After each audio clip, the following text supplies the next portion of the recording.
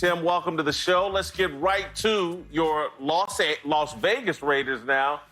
I want to start by asking you a question about John Gruden, who has a reputation for being really rough on quarterbacks. The Raiders have obviously went out and got Marcus Mariota this offseason. You played for John Gruden.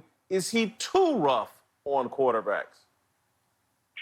I don't think so, man. You know, you look what he did for Rich Gannon.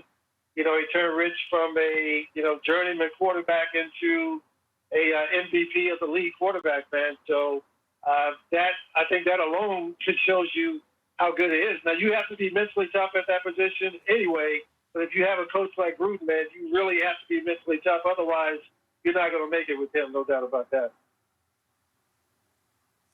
Derek Carr, is he mentally tough enough for John Gruden? You still believe in Derek Carr. Tell us why.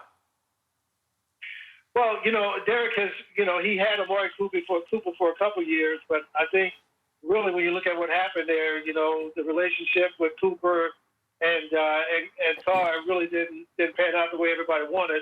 But I don't think the guy's really had a lot of talent around him other than Amari since he's been around him. So now he has a first-round pick. He has, a running back. He has a great tight end. He doesn't have an excuse anymore. So, yeah, I mean, he's going to have to get it done this year. And what does that mean, getting it done? Does that mean they get to the Super Bowl? I don't know if it means all that. But certainly, when you look back on the year, you can't look at Derek Carr and not be able to do a big check mark. Otherwise, you may be looking at Marcus Mariota coming in or something like that in the future. So. Now, Tim, how different would the Raiders season have been if Antonio Brown had behaved? Antonio is a game breaker, man. He's a big play guy. And when you look at the Raiders last year, the one thing that they missed was they missed the ability to make big plays.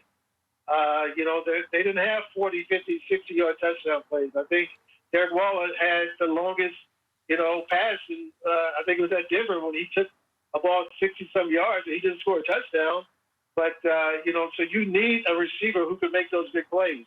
Whether it's a guy who can catch a 5 or 10-yarder and turn it into a 50-yarder, or a guy who can take the top off and make it happen. And Antonio has the ability to do both. So that was unfortunate, man. And it happened at a point where you couldn't go out and get somebody else.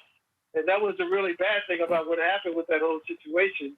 You couldn't go out and get another free agent of that level because it was time to go play football. So, it was a big hurt. I mean, I'm sure Antonio is wishing things would have gone differently, and I know the Raiders do. You think AB will ever be a number one receiver again? Well, you hope so, man. You'd hate to see a guy with that kind of talent, man, all of a sudden, just fall off the map and never be able to get it done again. Certainly it's going to be tough because he's going to have so many things coming at him. How do you handle those things? Can you handle them in a way that a team is going to put up with you the way you handle them? So, talent-wise, I mean, I don't think you lose talent in 1 year, but I don't know if he can sit out 2-3 years and then think he can come back in and light this league up. There are too many young guys coming in. We saw that in this year's draft. How many receivers win the first 2 rounds?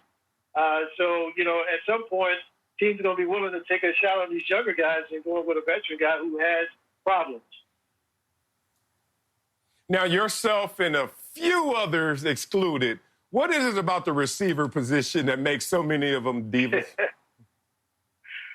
Well, look, I mean, you play a position where you're not supposed to get hit or, you're not supposed to have a lot of contact, man. So you can talk all that noise because you can conceivably go through a game and never really get tackled, never really get dirty. So it's a lot easier to talk noise when you know your head is not going to get split open on every play, So, it's just the way it is, man. I mean, hey, some of the best trash talkers are guys who've never made the field as far as the Oakland Raiders are concerned. I mean, we had some guys who could really talk. They just never could get on the field.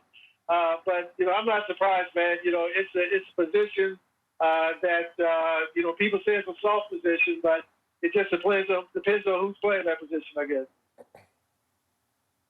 Now, your Raiders, you guys drafted your version of Tyreek Hill and Henry Ruggs. If you look at that decision, and it was based on others being evaluated higher. What do you think of that decision?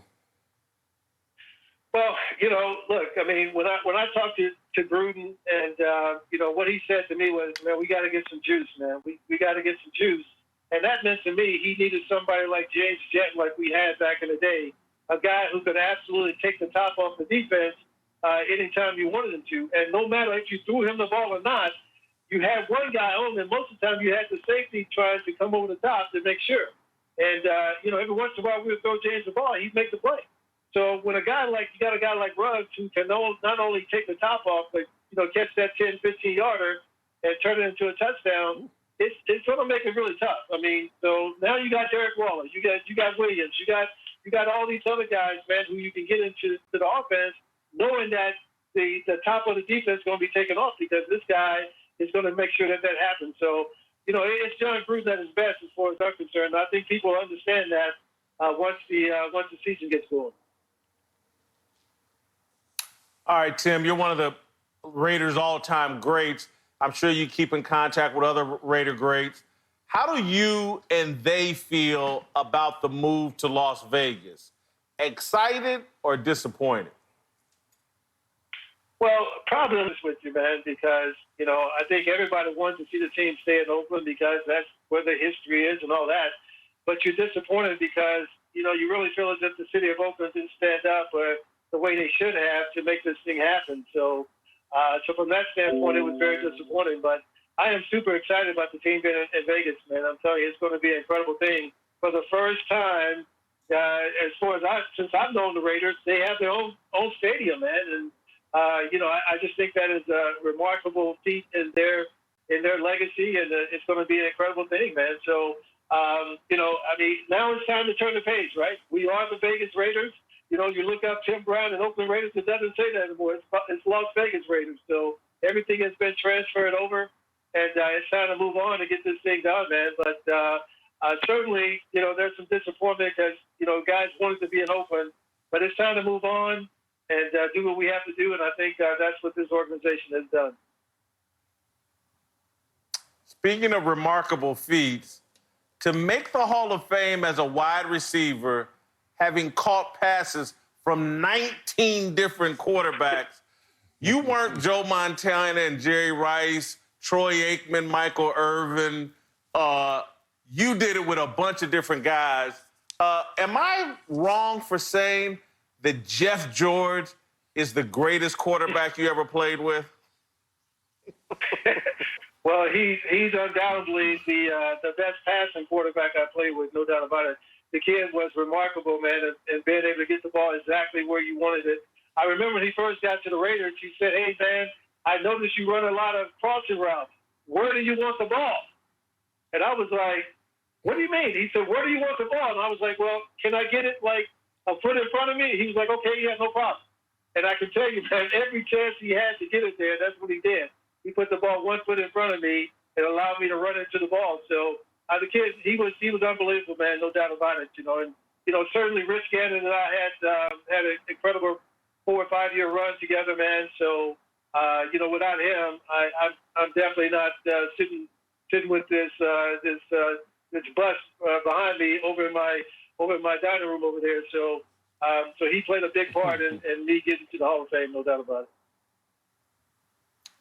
Tim, thank you for playing nice with my Jeff George question. It'll be good. I can call him tonight, and he'll be very, very pleased with me and you. Thank you so much for joining us. We got to keep it moving. We're going to go out to the Bay Area and talk to Rick Bucher. These college stars keep joining this new G League deal. I don't think it's good for the NBA. We'll talk about that with Rick Bucher.